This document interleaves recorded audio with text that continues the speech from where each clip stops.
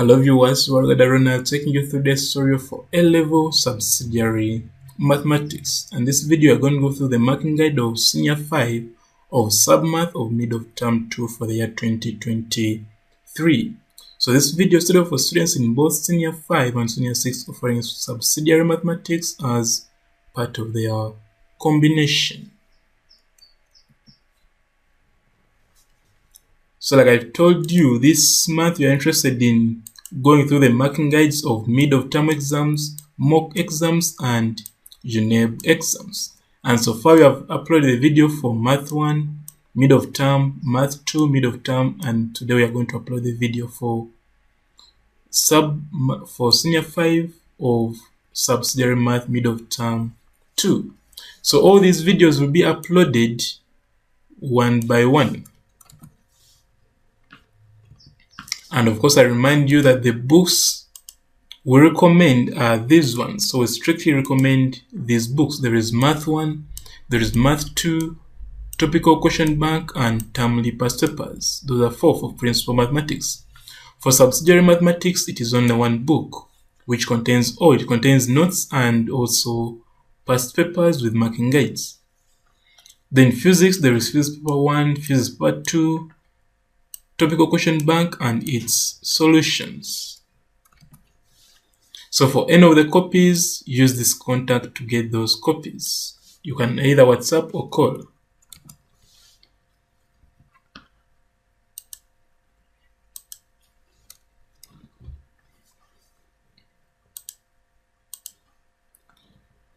So there were two sections. Section A was pure math and section B would be applied math.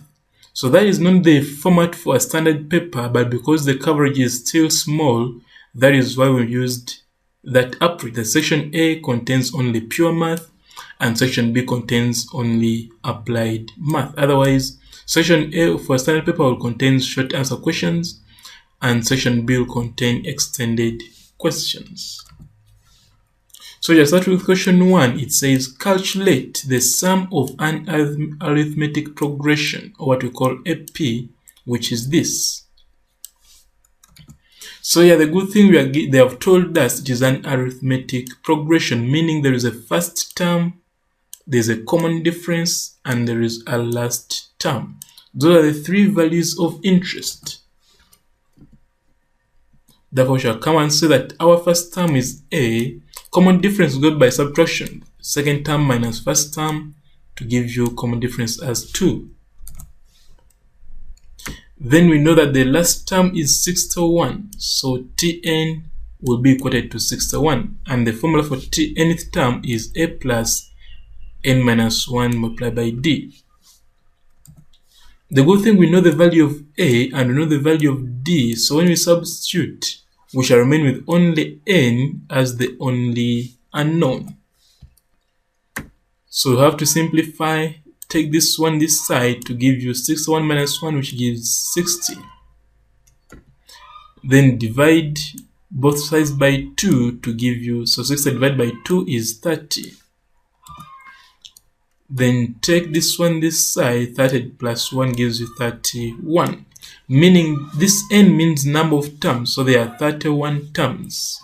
But they want the sum of that GP, so they want the sum of the first 31 terms of this AP. Therefore, I'll quote the formula for the sum of n terms for an AP, and then I substitute where there is n, I'll put 31. Then where there is A, I'll put 1, where there is D, I'll put 2. So when I use the calculator, the whole of this will give me 961, and that's the sum they wanted.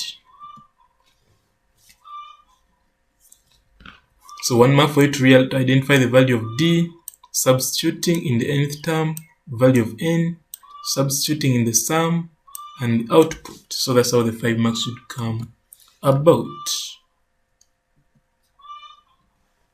Then question 2 says, given that 4 is the second term of a GP geometric progression and 32 is the fifth term of the GP, calculate the sum of the first 8 terms of the GP. So we know that the nth term of a GP is given by AR to the power n minus 1. That means that they told us second term, that is U2. So U2 becomes AR, because 2 minus 1 is 1, which is AR to the power 1. And they told us it is 4, that's why we put it to 4 to get equation 1. Then they also talked about this 32, that it is the fifth term. So U5 will be AR to the power 5 minus 1 equal to 32. Simplify, I'll come up with AR to the power 4 is equal to 32. Now I have two equations and two unknowns, so I have to solve them simultaneously. Because they are joined by product, the easiest way to solve is to divide. So equation 2 divided by equation 1 gives me this. So this left hand side will be divided by the left hand side here, and right hand side will be divided by the right hand side here. In this case, we realize that A cancels, and this R, 1R cancels to remain with 3. So we come up with R cubed being equal to 8. Now this 8 is got from this division. 32 divided by 4 is 8. Then I realize that cube root of 8, when you use the calculator, it gives you 2. And that will be the answer of the common ratio. But the question wants the sum. So the good thing, now I have the value of R. The formula for sum needs one to have the value of A, which is the first term. So I have to also get it. I'll come answer that from equation 1. When I substitute for R, I can make A the subject. So I have R, I have A, and I have N. N is this 8. So I can quote the formula for sum and then substitute. So where there is N, I'll put 8. Then where there is A, I'll put 2. And where there is R, I'll put 2. So using a calculator, the whole of this gives me 510. And that will be the sum they wanted. So seeing both equations, you'll get the 1 mark. Division or solving, you'll get 1 mark.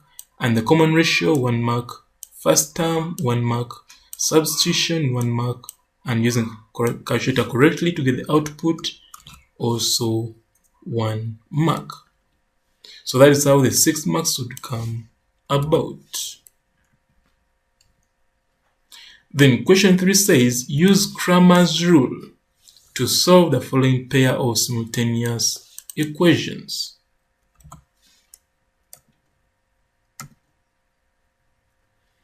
So Cramer's rule is also called the determinant method. So how does it work? First of all, they are rearranged xy constant. So what you do, if I want to get the value of x, I'll come and remove these coefficients of x and replace them with this. That is why you see here, instead of writing 2, 4 here, I'm writing the constants there, which is 3, 10. So I replace 2 with 3 and replace 4 with 10 to give you this part. Then the ones of y maintain the coefficients of y. So here the first one, it was 1, and this one is negative 2. That it works for the numerator. What about the denominator? Denominator, you maintain all the coefficients. So this one comes here, and this one comes here. So it's only the numerator where you replace, but the denominator remains the same. Now this magnitude means determinant. So determinant means major diagonal, product of major diagonal minus product of entries in the minor diagonal. So the product of entries in the major diagonal is negative 6, because 3 times negative 2 is negative 6. Product of entries in the minor diagonal is positive 10. So it becomes negative 6 minus 10 to give you negative 16. For the denominator, product of entries in the major diagonal is negative 4. Then product of entries in the minor diagonal is 4. So that's why you see here minus 4. And in the end, you come up with negative 8. Now negative 16 divided by negative 8 gives you positive 2, and that will be the value of x. What about the value of y? So still we do the same. If they want y here, it means that you are going to come and replace these coefficients of y with these constants. That's why you see 310 here. Then the ones of x will remain as in their right position. But that works only for the numerator. For the denominator, you maintain. So this will come here, and also this will come here. After that, you get the determinant. This is 20, this is 12, so 20 minus 12. This is negative 4, this is 4, that is negative 4 minus 4. So in the end, you come up with negative 1 as the value of y. And basically, that's what they wanted. They wanted you to get the value of x and of y. So substitution and output. Substitution and output. That's how the 4 marks would come about. Question 4 says the roots of the equation this are alpha and beta. State the values of 1 over alpha plus 1 over beta, and also alpha squared plus beta squared. So first of all, you have to make this coefficient of x squared positive 1. So divide through by 2 to give you that. Then you realize that the sum is the negative of the coefficient of x, which is 7 over 2. And the product is the constant. So after getting that, I want the value of this. So I'll come and say that for Roman 1, alpha 1 over alpha plus 1 over beta is equal to, you get the LCM. LCM is alpha beta, which is here. Then this LCM divided by alpha, you get beta times 1, you remain with beta. Then still LCM divided by beta, you get alpha times 1, you get alpha. Now the numerator is a sum. So I'll replace it with this. Denominator is a product. I'll replace it with a half. Using a calculator gives me positive 7. Then Roman 2, they wanted alpha squared plus beta squared. So this is known that this will be equal to this. So what you need to do is to substitute the sum and the product and use the calculator to get the output. And that's what they wanted. So this 1 mark was for both sum and product seen, then substitution here and output. Substitution here and output, and that's how the 5 marks will come about. Question 5 says part A, solve the equation this, and they give it 2 marks. So let's first do that.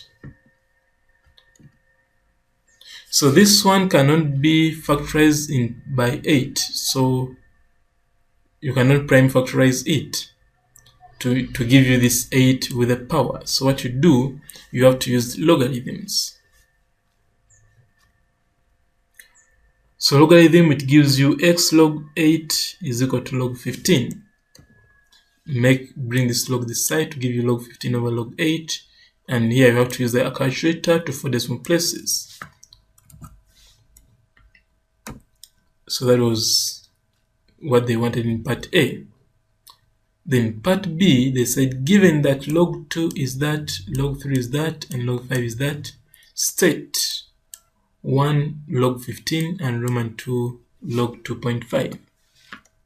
So I'll come and say that this log 15 I can express in terms of 5 and 3 by remembering that 15 is the same as 3 times 5. And because of this product, expanding gives you log 3 plus log 5. Then I remember that here I was given log 3 and log 5. So I'll come here and substitute for log 3 and log 5 to get the output. Then Roman 2, they wanted log of 2.5. Log of 2.5 is the same as 5 over 2. Then expanding this because of division, it becomes log 5 minus log 2. And I remember that I have log 5 and also log 2, so I'll come and substitute to give me that as the output. Then part C says solve for x in this. So this is indices still. We shall now come and say, okay, this was already done. We shall come and say that this is what is given. Then this 1 over 4 is the same as 2 to the power negative 2. 1 over 8 is the same as 2 to the power negative 3. Then combine these two to give you 2 to the power negative 2x plus x plus 1, which is this. Then the side is 2 to the power negative 3. I can simplify to give me 2 to the power 1 minus x equal to 2 to the power negative 3. Same base, I can cancel them and remain with only the powers to give me the value of x as 4.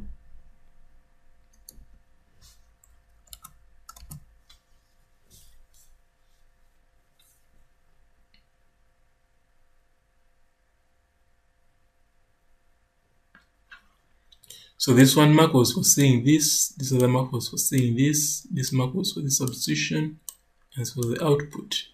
This for this, for this, for this, and for the output.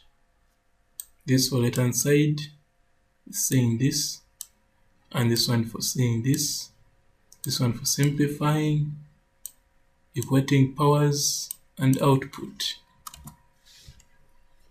So that's how we could get the 13 marks from this slide.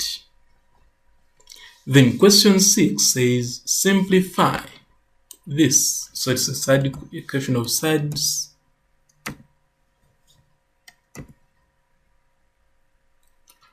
The first thing to do is to get the LCM. LCM of this is this. So the whole of this divided by this, you remain with only this.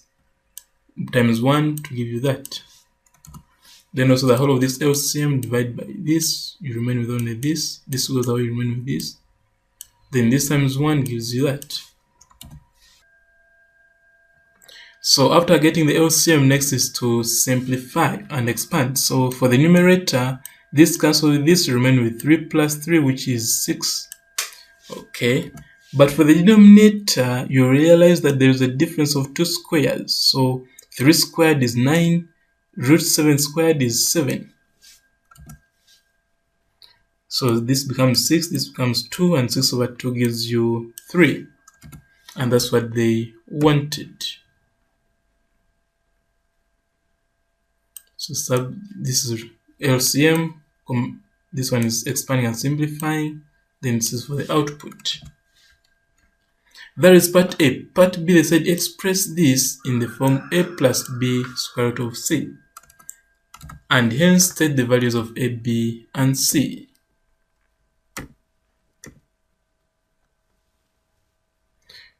So the first thing to do is to rationalize. So the whole of this, rationalizing means get this and change this sign to plus, so it becomes minus. That's why you see minus here.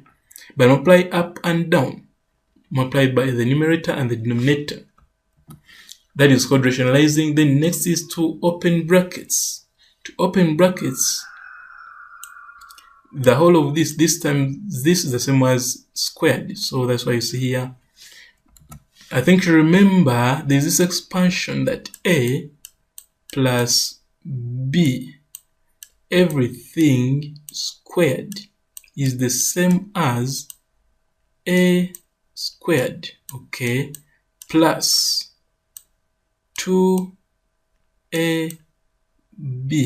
okay, then plus B squared. So that expansion is what you use for the numerator. So A squared, that's why you see this squared.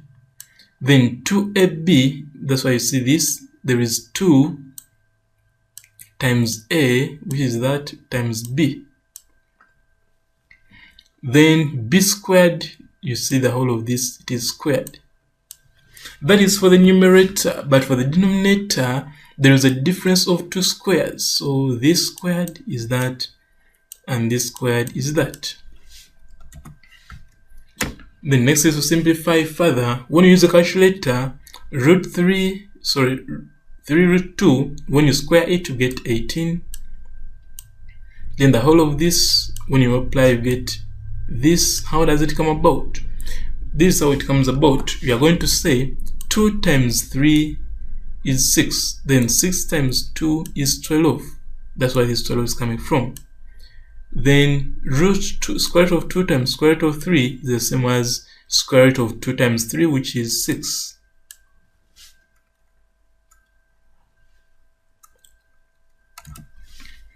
Then this one squared gives you 12. Difference of two squares, this is 18, this is 12. So correct like terms, this plus this is 30, and this minus this is 6. But the question, if you look at the question, it wants you to express the form of a plus b square root of c.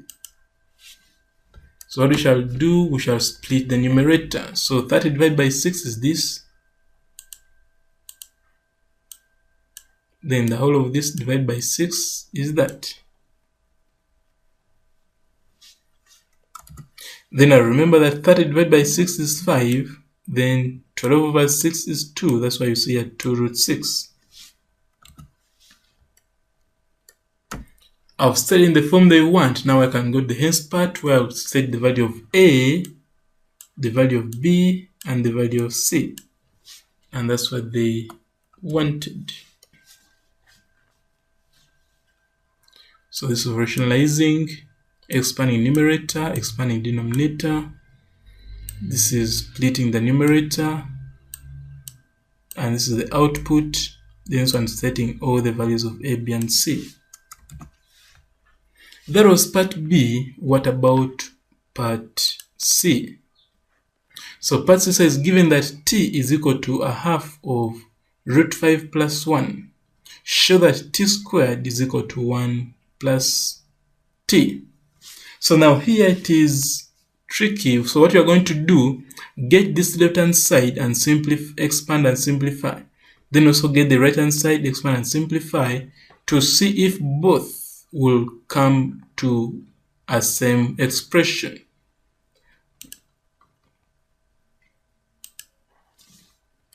So I'll come and say that for this is the value of t. The left hand side has only t squared. So what I'm going to do, I'll get this t and square it, which is that. Then expand. Now t squared times a half is a quarter. Sorry, a half squared is a quarter. Then the whole of this, when you square it, you come up with this. Then I expand using the identity I told you, that this squared, which is 5, plus 2ab, which is 2 root 5, plus b squared, which is 1. So from there, realize that this and this gives you 6, which is here. So we'll come up with this. Then when I split the numerator, splitting or opening the brackets. So when I open brackets, a quarter times this gives you a half root 5. Then a quarter times 6 gives you 3 over 2. That is left hand side. What about right hand side? Right hand side is t plus 1. So open brackets here to come up with a half root 5 plus a half, then plus this one here. Now this a half plus 1 gives you 3 over 2. And the good thing is that this value is the same as this value, meaning that they are equal. And that's what they wanted.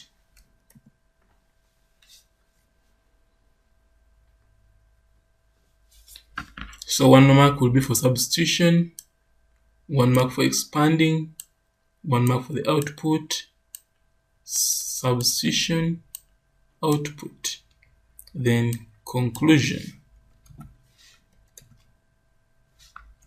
So that was section A. Now we shall go to section B, which involves applied mathematics.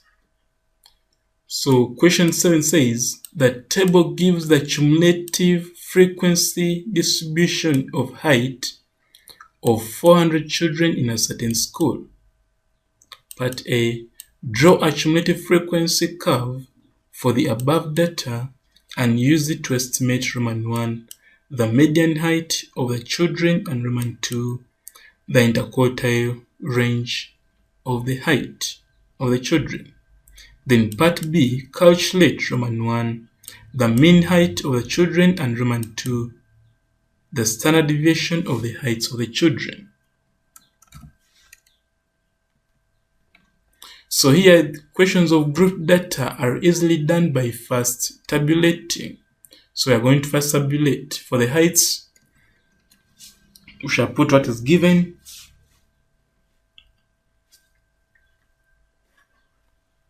Now realize something, that here there were inequalities, but in the table I'm drawing there are no inequalities. It is because each time there are inequalities, it implies that the class is the same as the class boundary.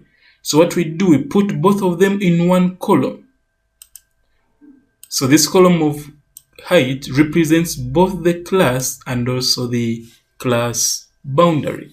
That is the reason why we are seeing that these values are the same, like that. The next will be CF, which is cumulative frequency. And after that, we shall get the values of frequency. Frequency, you are going to first write this one here, then this minus this to write it here, this minus this, write it here, this minus this, write it here, this minus this, write it here, this minus this, write it here, this minus this, write it here, and add up all these values to get the total, which is 400. The next will be x. X means this plus this divided by 2 to come up with that. This plus this divided by 2, this plus this divided by 2, write it here, this plus this divided by 2, write it here, this plus this divided by 2, write it here, this plus this divided by 2, write it here, this plus this divided by 2, write it there. The next will be fx, so multiply this times this, come up with that, this times this, this times this, this times this, this times this, this times this, this times this. So add all these values and get the total. Then now it's fx squared, so this times this squared, this times this squared, this times this squared, this times this squared, this times this squared, this times this squared, and this times this squared. So add up all these values and get the total.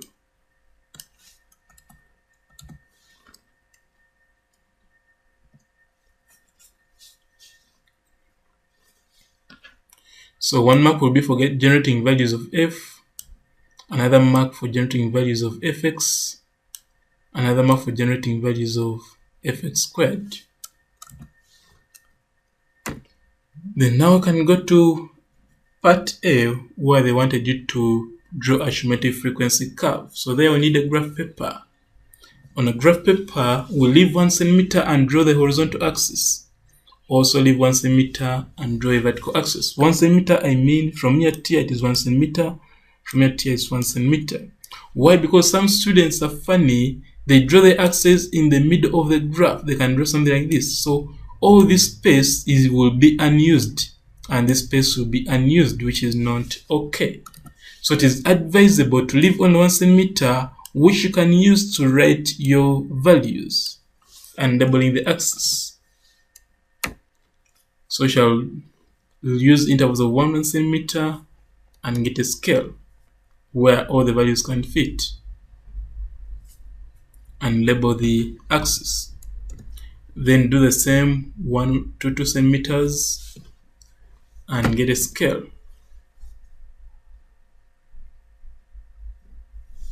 And label the axis. Then you start plotting For 110 corresponds with that. 120, 130, 140, 150, 160, and 170. Then from there we shall draw a reasonably smooth curve. So let's do that.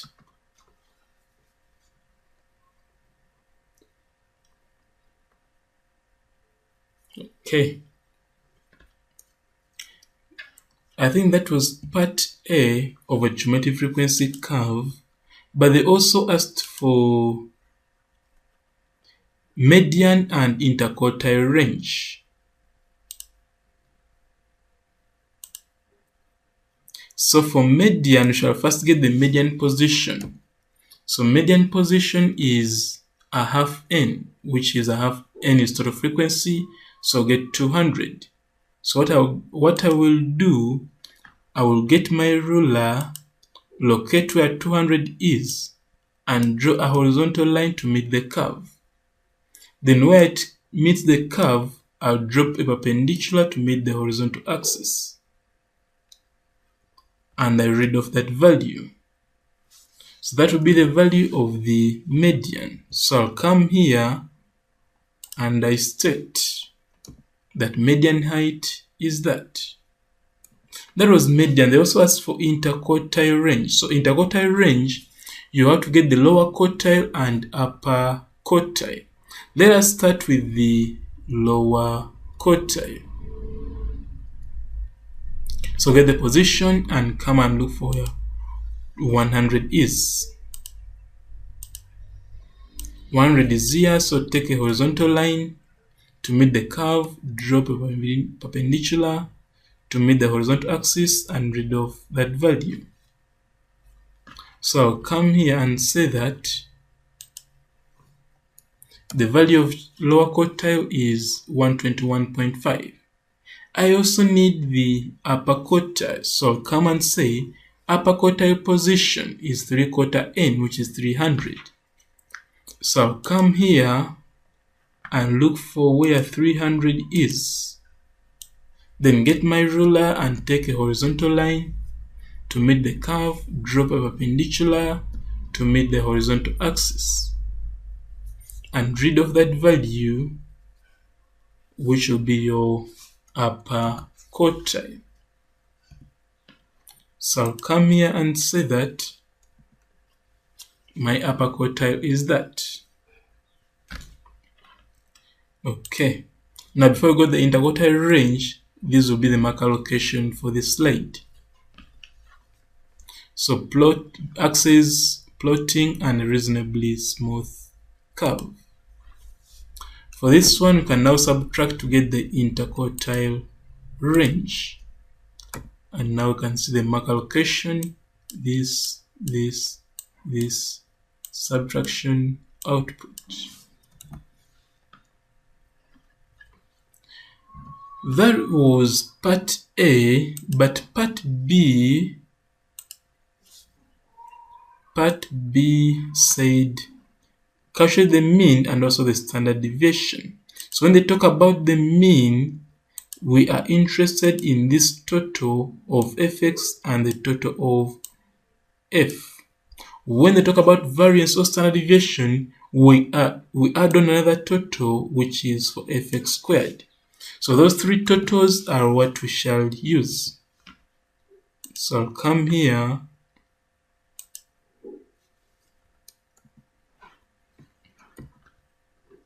and say that mean will be summation of fx over summation of f, substitute, get the output.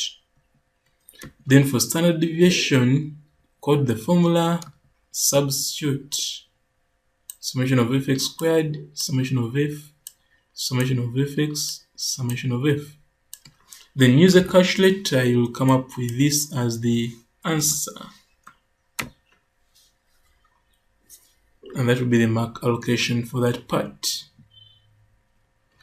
Question 8 says the points scored by 8 houses A to H in music and drama competitions were as shown below.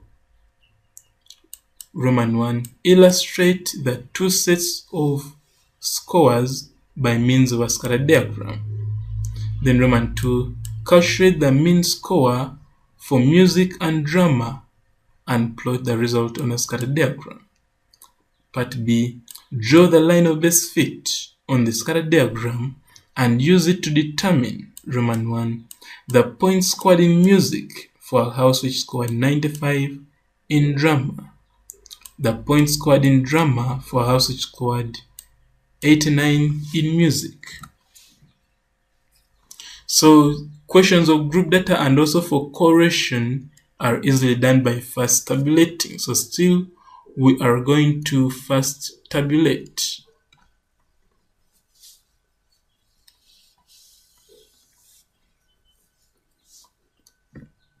Shall put the values of x and the values of y.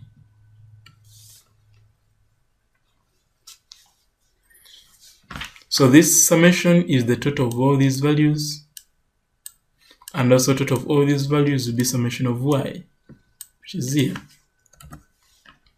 Now ranking, we rank in descending order, ensuring that identical values get the same rank.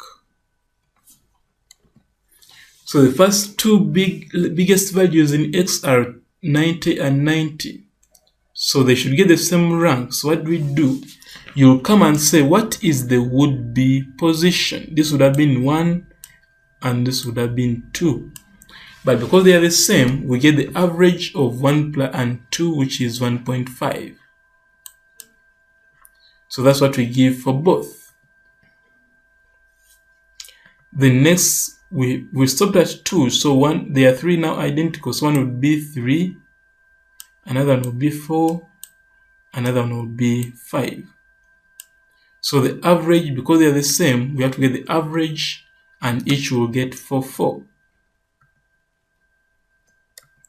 Then from 5 we go to 6, which is there. From 6 we go to 7. And from 7 we go to 8. That was rank of x. Rank of y, biggest is that, which is 1. Then that will be 2. And 98 is 3. 96 is 4. 90 is 5. 86 is 6. 84 is 7. And lastly, 82 is 8. Then difference is subtraction. This minus this, this minus this, this minus this, this minus this, this minus this, this minus this, this minus this, and this minus that. Then this squared we are going to square, so the whole of this squared gives you that this squared, this squared, this squared, this squared, this squared, this squared, and this squared. Then from there, we're going to add all these values. What we get, we shall put it here.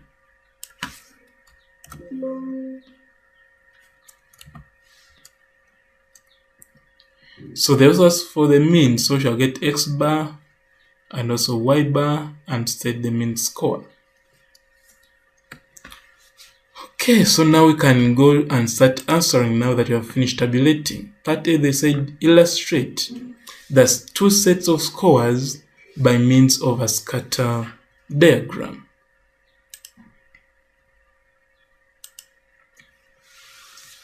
So here what we need is a graph paper.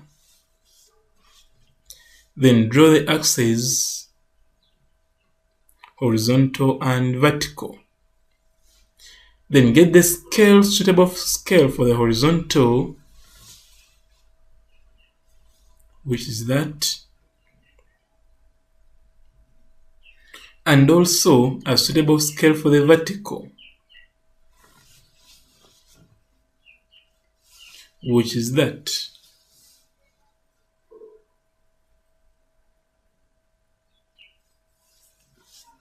Then you get the title for the graph, And now we start plotting. Plotting, we are going to use those values. So 90 corresponds with 82. I'll come and plot this. 86 corresponds with 86. So I'll come and plot this. 80 corresponds with 104. 86 corresponds with 96. 90 corresponds with 84. 82 corresponds with 100. 86 corresponds with 90. 84 corresponds with 98. So next they've told us to indicate the mean point or mean score, which is that, and then the line of best fit. So line of best fit must fulfill 3 conditions. The first condition is to go through the mean point, which is this. Next condition is to go through any other point, 1 or more. So here it has gone through 3 points, which is okay. Even if it was only 1 point, it would be okay. Then the third condition is all equal or almost equal points on either side. So this side there is this, which has 2 points left. This side there is this, and this, which are 3 points left. So that is almost, because the difference is 1. If this was 3 and yet it was only 1 point left, it would not be okay, because the difference is 2. So almost equal means the difference is 1. Then equal means the difference is 0.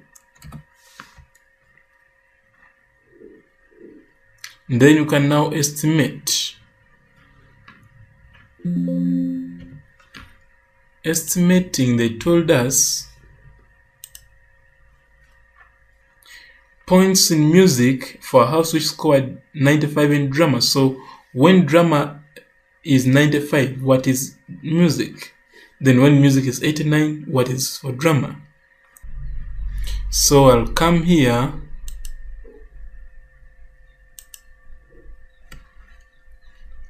and locate.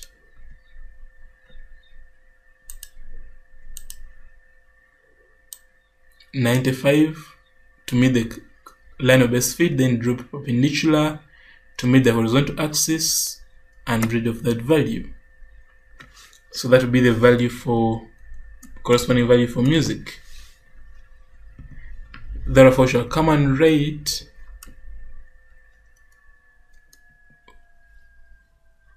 let me first remove this so that you can see it. So I shall come and write that the required score in music is 84. That was Roman 1. What about Roman 2? Roman 2, so 89, when for music is 89, then take horizontal line to meet the vertical axis and read off that value. Then come and conclude. Required score in drama is 86. That was part B. Part C,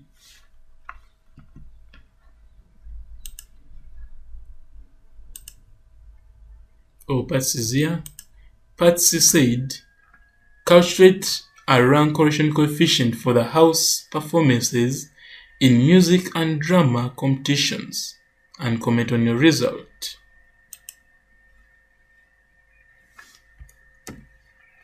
So we shall quote the formula for Spearman's and substitute. Remember, in the table we had got the summation as 160.5.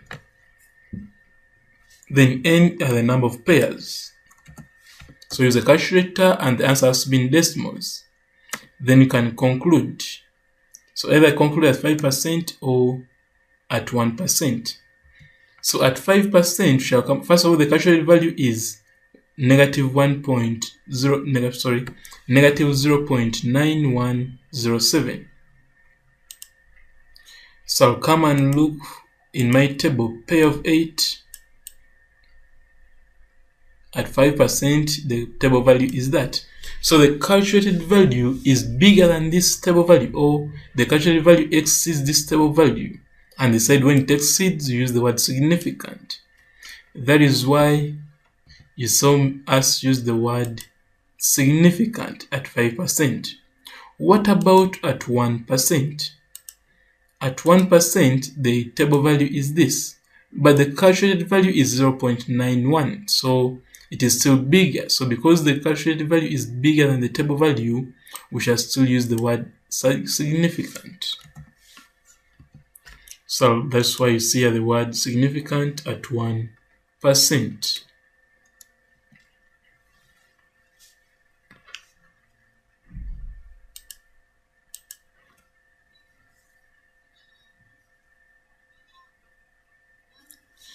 So 1 mark for both axes seen, 2 marks for plotting, 1 mark for line of best fit, 1 mark for attempting to find square for drama, which is that, and this was attempting to find the square for music.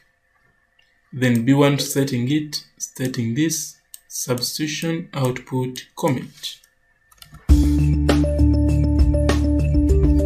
So that brings us to the end of this video. Thanks for watching, and be reminded that next video will be on S5 Physics Paper 1 of mid-term 2. So if you have not yet subscribed, please click on the subscribe button below this video so that you can receive updates when the next video has been uploaded. And also, if you know of any student who's not yet on this platform, please share the link of this video with them via social media platforms like Facebook and WhatsApp so that we can all benefit as a